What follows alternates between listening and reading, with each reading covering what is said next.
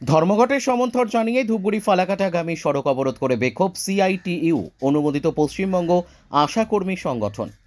বুধবার সারা ভারত জুড়ে 24 ঘন্টা বামপন্থী শ্রমিক কৃষক ও ক্ষেতমজুর সংগঠন একাধিক সংগঠন বন্ধকে সমর্থন জানিয়েছে। এদিন ধূপগুড়ি শহরের হাসপাতাল মোড় সংলগ্ন এলাকায় সড়ক অবরোধ করে সিআইটিইউ অনুমোদিত পশ্চিমবঙ্গ আশাকর্মী সংগঠনের কর্মীরা। প্রায় 20 মিনিট ধরে চলে অবরোধ। রাস্তার দুধারে বিশাল গাড়ির লাইনের পড়ে যায়। ঘটনার খবর পেয়ে ঘটনাস্থলে আসে ধূপগুড়ি থানার পুলিশ। অবরোধকারীদের সাথে কথা বলে অবরোধ তুলে নেন।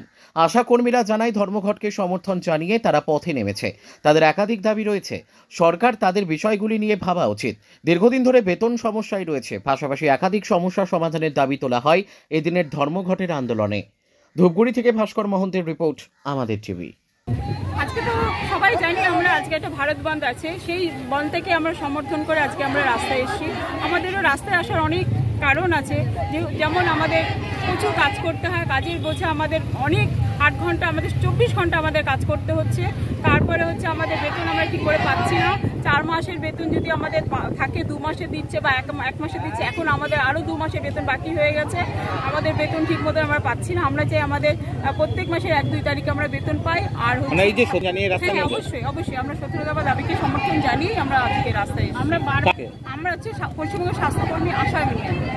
আপনার নাম? আমরা মঞ্জুরি কর্মী ইউনিয়ন।